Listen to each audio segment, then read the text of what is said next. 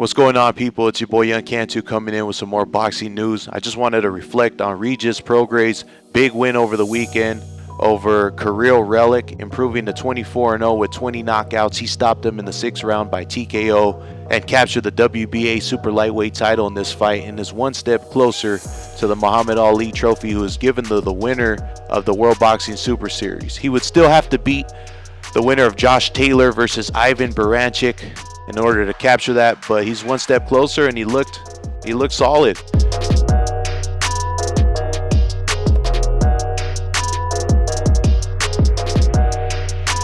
Prograis looked good, man. He looked solid, and he's now the number one 140 pounder out there. He still has to, finish his tournament, and we'll see how he does against the winner of Taylor and Broner. But until he gets beaten, until somebody knocks him off the top, he's number one at 140. I asked him about a potential fight against Teofimo Lopez down the future. I would love to see that fight just based on both of their styles. But for the foreseeable future, I don't really see it happening. The only way it could potentially happen soon is if Teofimo moved up to 140, fought Jose Ramirez, and captured the WBC belt so that he'd have something to bring to the table against Prograis at 140. But for the foreseeable future, I don't see it happening, although it would be a great fight.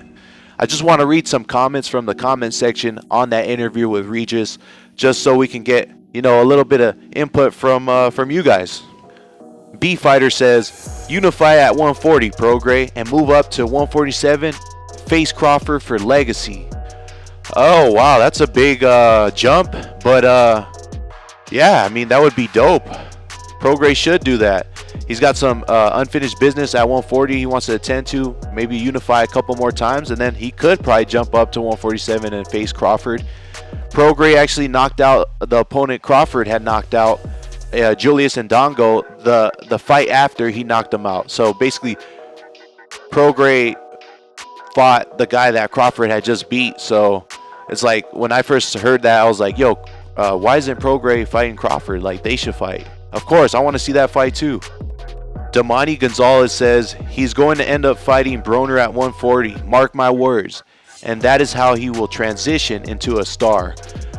That would be a pretty good fight, but Prograis, I think he runs through Broner, and I don't really see that fight happening, just based on the fact that Prograis is kind of a free agent. He's fighting on DAZN right now, and Broner is obviously with PBC. But it could happen. It could happen if enough people call for the fight. That's a fight I haven't really even heard interest in, but it would be an interesting fight because Broner's been fighting at 47. He could come back down at 140 to face Prograis, but Prograis would be a champion at that point. And he'd have to put his belts on the line against Broner and would potentially be on a Showtime card. But interesting fight. That would raise his profile if that was your point.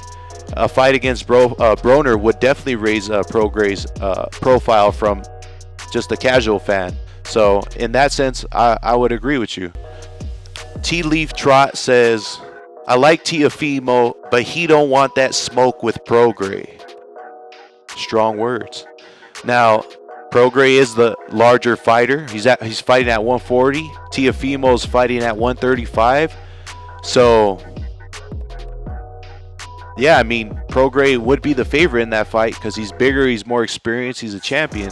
Teofimo's still on his way up, although a lot of people feel like he is at that championship level now. And I don't really believe Teofimo's the type of guy who doesn't want that smoke. But let's see the fight. For Airshow Sports, it's your boy Young, Aaron Cantu, coming in once again. And make sure to hit the like button on this video and subscribe to our channel. We really appreciate the support, the engagement. We need some more comments, some more discussion. Start the conversation and we'll read your comment on the show. Stay up.